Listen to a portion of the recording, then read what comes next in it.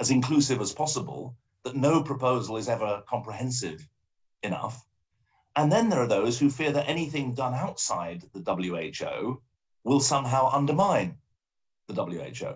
I don't agree with any of those positions. And interestingly, the advocates of those positions don't agree with each other, but in a peculiar way, they reinforce each other. And the result is that reform gets crowded out.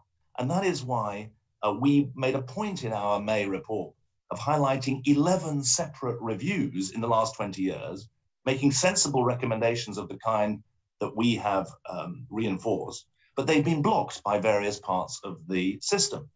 And COVID is the warning that we shouldn't allow that to happen again. And if there is one argument I want people to remember today, it is this: the reforms we need to keep us safe for the future are the very same reforms that we need to make faster progress in addressing COVID today. The establishment of a leader-level governing body with links to a lean financing mechanism is not just part of building a better tomorrow. It's actually a critical strategy to delivering on commitments to supercharge COVID response today and to address the global inequities that you've rightly highlighted.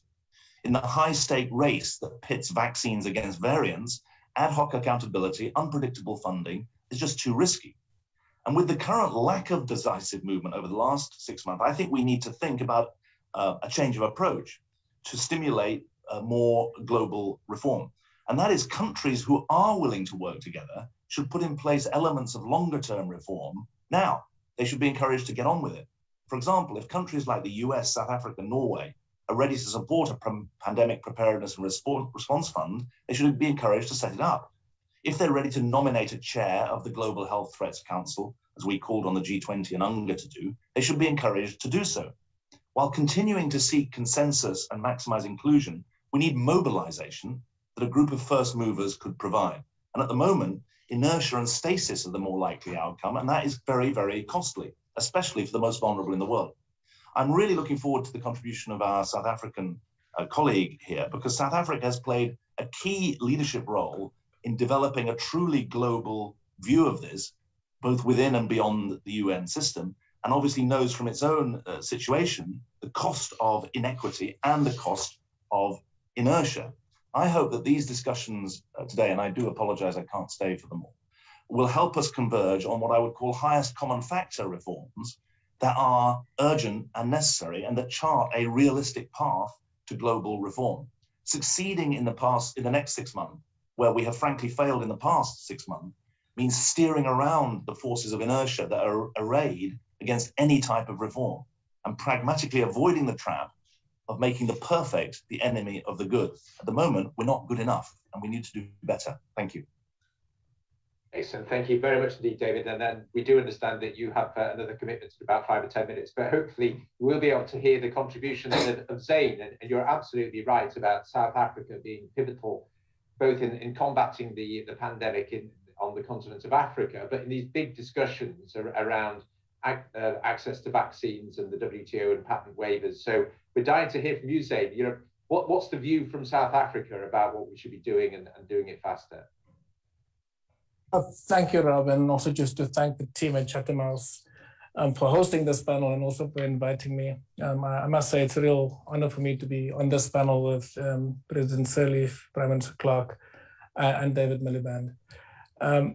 Both President Sirleaf and Prime Minister Clark have succinctly outlined the package of reforms that they've recommended in their report 6 months ago, which sought to ensure that gaps in the capabilities and the capabilities of the global community to respond to the COVID-19 pandemic, but also, as David has pointed out, to future pandemics were addressed. But if you read through that package, what undergirds it is actually the principle of equity between countries. And I see there's a question in the chat around what is equity and is there a common political understanding of what equity is, and perhaps that could be taken up for discussion. Again, you know, both co-chairs and David have addressed what needs to be done now. 6 months after the first report was released, and they've also spelled out the cost to health, lives, and livelihoods of millions of people across the world in the face of continued inaction, inertia, or blocking of discussions.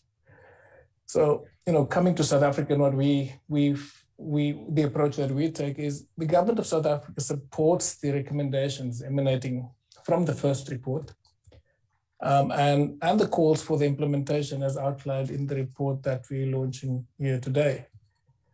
This includes the call for a more responsive global health architecture with a Global Health Threats Council that is led by heads of state and government, as David and others have pointed out.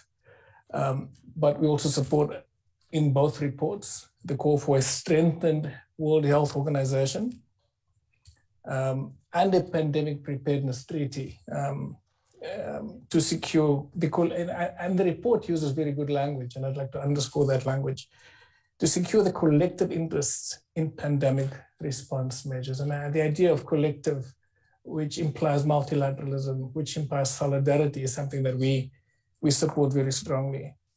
And within that, we strongly include, within that collective response,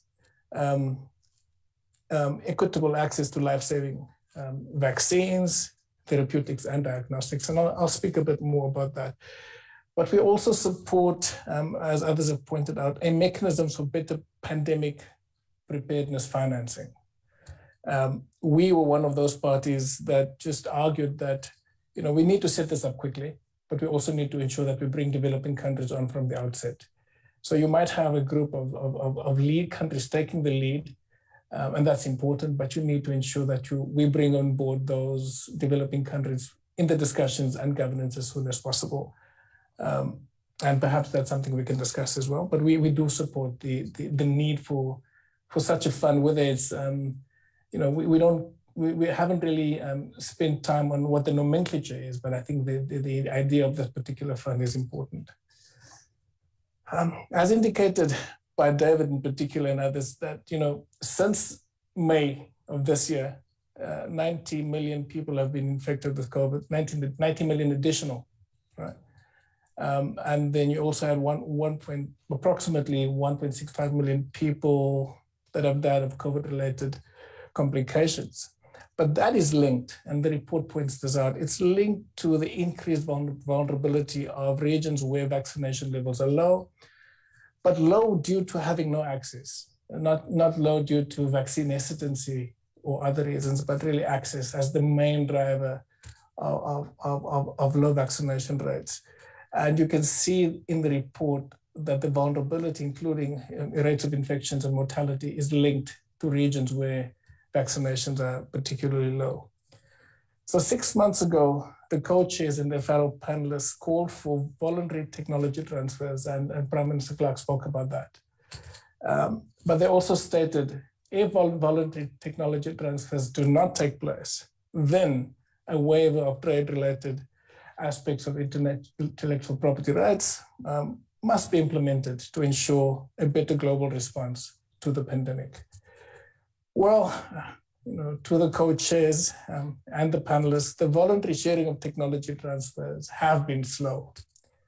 Major companies have been reluctant to transfer and share their technology with, for example, the mRNA Technology Transfer Hub that was established by the WHO under the auspices of ACT in South Africa, and a similar hub has also recently been established in Brazil and Argentina. So instead of partnering from the outset with the medicines patent pool of the WHO to facilitate technology transfers, and we're seeing some dialogue taking place now, which is very useful. But we saw instead a preference for bilateral partnerships where issues such as ownership of the IP are more uncertain, if not opaque. And I stress the importance of the multilateral established hubs as they seek to address the fundamental issue of security of supply of vaccines. And security of supply is sort of delinks the preference for philanthropic approaches. And I think Prime Minister Clark pointed this out. Security of supply just means it's reliable, it's predictable, and it's done in a manner that does not repeat the vaccine nationalism that we've seen in this pandemic. it's in this context that a decision on the waiver as proposed by South Africa, India, and supported by over 100 countries must be given prominence at the next Ministerial Council of the WTO. And if Prime Minister Clark does not mind, if I can just repeat what she has said, a global public health should not be held hostage to very few manufacturers who purchase patents for profiteering purposes, and also in a situation where high-income countries have pre-purchased these products at premium rates, but have done so in a manner that created a scarcity in low and middle-income countries. I think that's worth repeating, Prime Minister.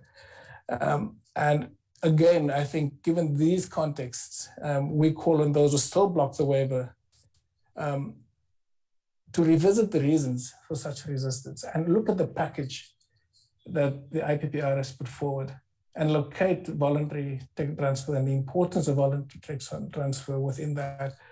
And if that's not possible, then we should move with speed on discussions on the waiver at the next Ministerial Council.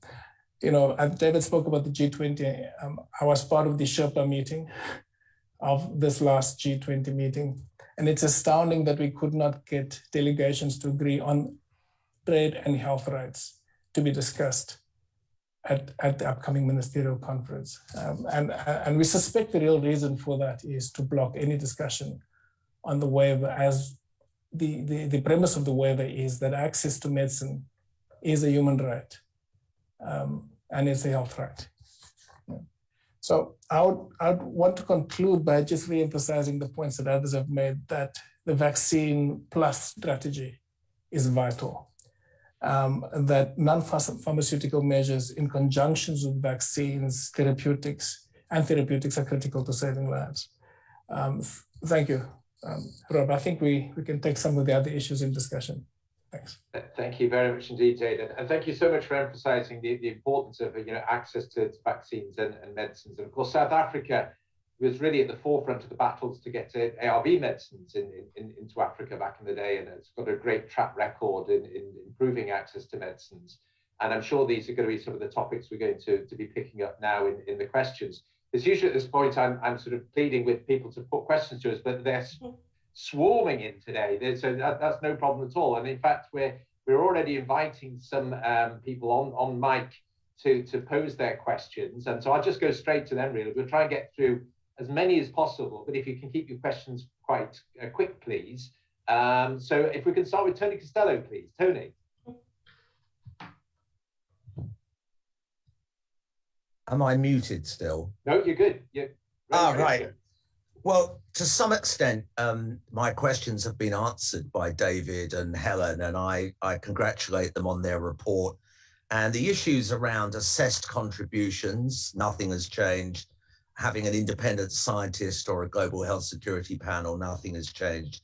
Mobility of staff into regional offices at WHO, nothing has changed. These are all diplomatic issues. But when we come on to vaccine deprivation, I'd just like to contest one fact that David said 5 million people have died. That's in the official statistics. The Economist estimate it could be as high as 18 million. What we do know is that in India, for example, where the official figures are 450,000 or so, that the true figure is probably 10 times that, based on a number of studies looking at cremation reports and the like. So I think we've got to come off the fence here and say, the US, France, South Africa, India, Eswatini all supported a patent waiver. So it had Biden support, Macron support. Germany, Canada, the UK blocked it. And Bill Gates, who has used his charitable position to adopt an overtly political line. And I have to say, I would call this econocide. This is supporting an economic viewpoint of free market economics that is depriving millions of people of life-saving vaccine. And this will run for years and years. I think this is a criminal act that should be challenged in the international courts.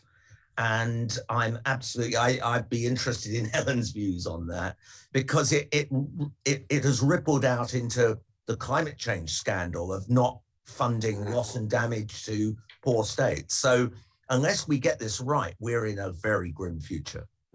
Thank you very much. So Helen, if you could take that on, please. Really the human rights aspect of this, and are we talking about this disgraceful vaccine inequity in effect being sort of a crime against humanity? Well, we have the tools to fight this pandemic, and they're systematically being denied to a significant proportion of the world's people. So I certainly endorse the thrust of what Tony is saying. In my humble opinion, rather than having to negotiate a TRIPS waiver every time a huge global public health threat like this emerges, you should have a standing provision that the IP rules go out the window when you have to fight a pandemic. Now, eventually, they went out the window for the HIV antiretrovirals, but we're having to do it case by case by case.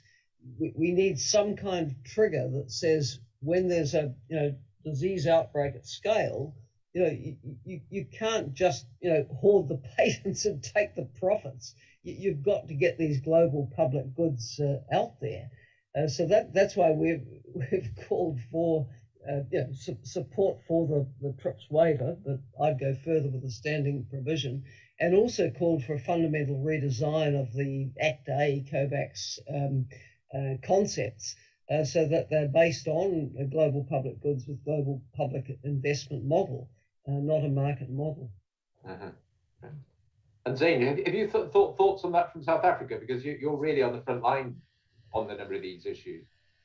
Yeah, I think the proposal that we put forward was as an emergency waiver for the duration of this pandemic, but we are clear that this should be a standing provision, that negotiations must be one that clearly deals with future pandemics and future threats to global health, and that the manner in which we agreed to this in Doha 20 years ago has led to a situation where a few companies can actually profiteer in the manner that they are doing.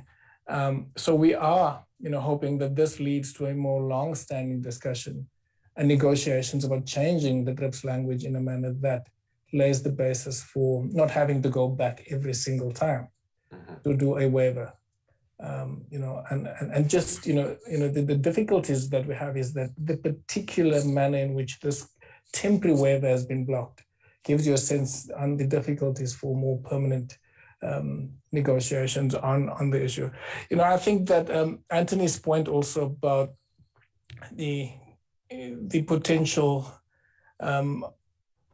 crimes issues is something that we've discussed in South Africa, not in formal ways, but in civil society and their engagement with government. If you look at Article 7 of the ICC's statute, and there is an argument in some circles that this must be investigated in more depth. So Anthony's got a point there, and the access debts. Even the access debts in South Africa. I mean, we have our medical fraternity actually looking at the fact that it's more than double the official reported deaths. And that's happening in South Africa, it's happening in most other parts of the world. So, the mortality rates are much more than we're seeing in official statistics, which just lends to the gravity of the issue. And if you look at the ICC and its key principles, gravity is a major issue that determines whether an issue should be of concern to the global community. So I think Anthony's got a very strong point there. Exactly. What one wonders what it is going to take to get leaders to take this seriously. And when you do have situations, so the UK, I believe, disposed of 600,000 doses of the AstraZeneca vaccine in August because they've expired and thrown away. And that just seems phenomenal that that's allowed to continue. If I could bring Elisabetta on, please, now. Elisabetta, if you're still with us, thank you for being so patient. And I might have time for a couple more, but so Elizabeth, would you like to come on mic? Yeah, sure. Thank you very much. Thank you very much for convening this event. And my question is for the international panel co-chairs, but you know, for now it's only for Right Honorable Clark. So my question to you is, if you could please clarify why the Global Health Threats Council should be hosted by the UN and not by the WHO, considering that the panel has advocated for a strengthened WHO. Thank you. Yeah, the quick answer is that pandemic preparedness and response is about far more than the health sector. You know, I think in a way we've seen WHO almost left to fight this pandemic on its own. This needs coordinated action across the multilateral system. And that's why we haven't recommended that it be a leader-level council associated with WHO. It should work very closely with WHO, and its work would be very supportive of the role of WHO. But it also has to link to the international financial institutions and other key bodies associated also with pandemic response. So that's the reason. We have said in the report that we think it could usefully be headquartered in Geneva, where you have a lot of relevant agencies, including Gavi and including the Global Fund, which has played quite a role this time, CEPI, and of course the Centre of the World's Humanitarian system is there. But we don't think it should be a standing body of the WHO. Thank you very much indeed, Helen. Maybe if we can go to Annika, please. Annika Schneider. Hi everybody. Thank you for such an engaging conversation. My name's Annika. I'm an Associate Fellow at Chatham House. I should declare my interests. I'm also Research Director at the Reform for Resilience Commission, Helen, which I'm sure you're aware of, and former WHO staffer during the Ebola outbreak. So I'm going to ask the question from that perspective. I think the IPPR report is quite amazing, but one of the tensions that I see in what you're proposing is that there is a need for quick action. Helen, you talked about a coalition of fast movers, but what we're also talking about, and when we talk about TRIPS waivers and global public goods, is very long-term, geopolitically driven discussions. I think there's been a lot of things during the pandemic which are worth noting if you consider that COVAX is virtually like an international startup. You know, that gives it quite a different perspective. So what I wanted to ask was, beyond the proposed policies, global policies and agreements that you're talking about, is there a range of options that can be considered by, for example, the coalition of fast movers that can be adopted, which will complement these longer term discussions and processes? I think there's room here for some nuance, and particularly if we want fast action. So that's my question. Yeah, if we go back to the original report, we always talked about what has to be done absolutely now and the architecture reforms for the future. And what has to be done now is pretty much what we said in May. We have to scale up manufacturing. That's been far too slow. And the manufacturing countries need to exert the levers that they have on the companies headquartered there, who, after all, have produced these vaccines and goods with a lot of public money.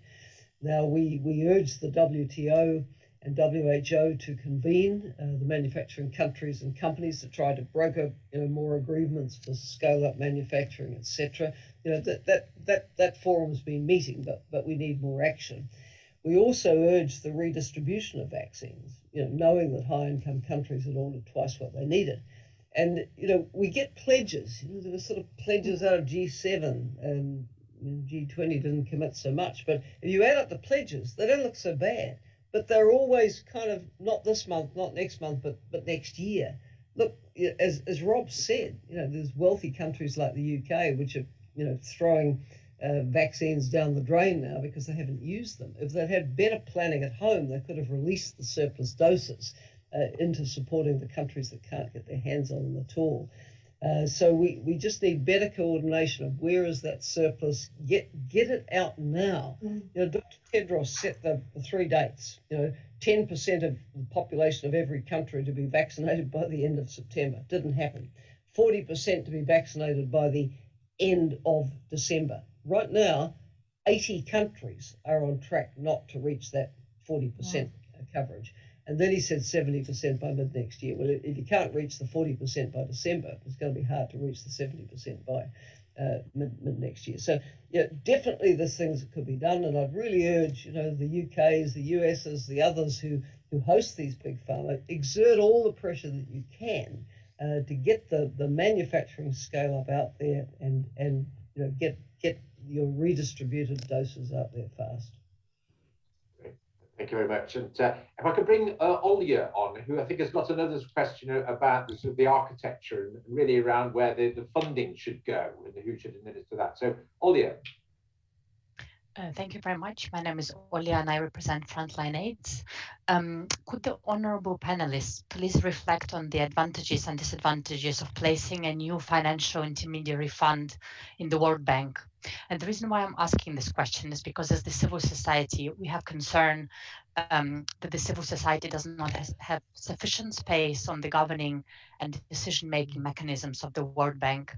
As always, community responses for health are not always sufficiently recognized as the integral element of health systems in the World Bank governance and programming. And if I may, in addition, to ask a bit of a controversial question, is there space for civil society on global health threats council, and can this be an equal space, similar, kind of on the equal level with the head of states? Thank you very much. Good question, Olya. Yes, and short answer on that last bit is that our design of the council said heads of state and government level plus representatives of science and civil society. So we're always clear that they need to sit there with equal power on the council. I think that's extremely important. But on the issue of where the facility should sit, as a panel, we didn't want to see yet another global fund set up. We've always talked about a financing mechanism which needed a host, but with the Global Health Threats Council actually taking the decisions on the allocation mechanism. Now, as I say, the G20 failed to come up with anything concrete. The US and Norway have done a lot of work on this financial intermediary fund, which they suggest be hosted by the World Bank. It could be hosted by any number of existing institutions, but accepting your point that the governance there is not particularly inclusive, we think the governance would go better into the Global Health Threats Council, but the council itself shouldn't be expected to sort of run all the fiduciary and logistics and technical aspects of a fund. That can be hosted elsewhere. So it wouldn't be making the World Bank more powerful or IMF or Global Fund or whoever, but rather having a mechanism for the money to come into, but then the Global Health Threats Council to determine the allocation from. Great, thank you. I think we might just have time to sneak in one more question, please, and that is from Anthony Dworkin. Thanks very much. This is Anthony Dworkin from the European Council on Foreign Relations. So your panel has made a lot of great recommendations, and there have been recommendations coming from many other review bodies as well. And as you say, a kind of failure of action so far on them. And I'm just wondering, for both panelists, but particularly Helen Clark, as a former head of government yourself, how do you assess the political reasons why governments around the world have not acted more quickly to take up these recommendations and move forward with them?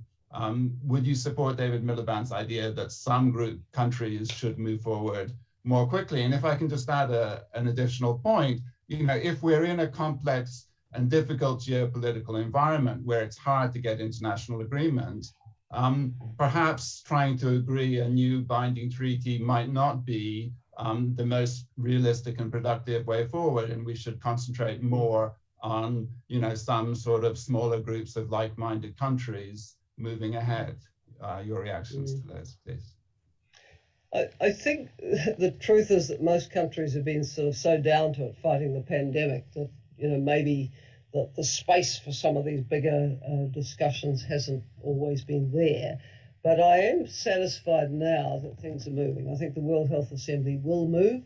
on negotiations for new legal instruments. I just say don't take too long about it. Use the Chernobyl precedent and do it quickly. Secondly, I'm quite optimistic now that there will be a special session of the General Assembly. There's a lot of support being gathered for that. And then the member states need to focus on what would go into the political declaration. Obviously, we're advocating the Global Health Threats Council, but also, support to the other key components of the package, which include the support for the pandemic convention, the financing mechanism, WHO strengthening, and the Act A COVAX redesign for the future. I'm actually optimistic that we will get movement of some kind on most of that. And I think the steps now, these two forthcoming sessions at WHA and, with any luck, the special session of the UNGA, we will get some movement, but it's taken a while. Zain, do you have some thoughts on this issue around sort of the lack of political leadership and maybe the sort of the potential for some countries moving on, faster? Yeah, thanks, Rob. Look, I think that as Prime Minister Clark has pointed out, the need to deal with the immediacy of the pandemic, and the devastating consequences it had on the lives and health systems being put under strain, and the economies going, under immense pressure, meant that not everybody was working at the same pace to look at these issues from a global or regional level. I think at the AU, we managed to try and push, at the AU regional level, some form of collaboration on research, on the sharing of diagnostics, and now also on procurement of vaccines and also into the vaccine manufacturing space on a regional level. So there is some kind of movement at the African Union level, and I think also in other regions. So there is this double-edged sword, is the lack of inactivity means that we are slower as the global community to respond to an emergency situation. But we are also a little wary of the idea of a coalition of the willing that moves ahead in a manner that actually leaves people behind and creates resistance for changing the global health architecture. And if you don't strike that balance, you might find that you have negotiations and discussions forever around this new architecture, with people actively blocking it because they haven't been involved. But at the same time, as being pointed out by the reports of the co-chair, the existing global health architecture is not, has too many gaps to be effective for future pandemics. So we need to move with haste, but we also need to move in a manner that brings people on board quite quickly. And I think we should spend the time on bringing countries on board and civil society on board. So, so be inclusive right from the outset, invite people so that people can engage. And I think this was the major sort of differences between, for example, proposals emanating from countries in the EU and proposals emanating from the US, for example, on a fund. The US proposal was a lot more inclusive in design and intent. So whether it's with the World Bank or not is something that we can discuss, but I think what we do need is a fund that brings together that kind of inclusiveness, but still with a kind of capacity to respond quickly to emergencies that emerge on a global health scale. Such as Thank you, Zain. And I think this is the lesson about the climate emergency as well, isn't it? The need to be inclusive, because if you leave out sort of key players, it can, scupper all arrangements. We have hit the top of the hour now, unfortunately. Yet another hour has whizzed by, and it's been an absolute privilege to be part of this event today. We've been tracking the great working of the Commission, the IPPR, right from its outset, and commend you on the report and on the 6 monthly report. I think thinking about it, it's been a disappointing year on solidarity in global health. That we've seen great advances in scientific solidarity, but as the United Nations Secretary General said, that science has been succeeding, that solidarity has been failing. And despite the crystal clear recommendations, the G7 really didn't achieve much in June, and the expectations of the G20 were also dashed. But I think that we are now, as you're saying, seeing light at the end of the tunnel and greater desire for collaboration and cooperation. And let's hope that the WHA coming up next week is going to be the first step. But really, this global summit does seem to be an essential step into next year to really move things on in a much more sense of solidarity. So thank you very much indeed. I think a recording is going to be available. So please encourage your colleagues who weren't able to join us to check in with the recording. And we look forward to welcoming you to future events like this at Chatham House, discussing big issues around the political economy of health and health reforms. So thank you very much indeed to the wonderful panel and to such a large audience. And we look forward to seeing you again soon. Thank you very much. Goodbye now.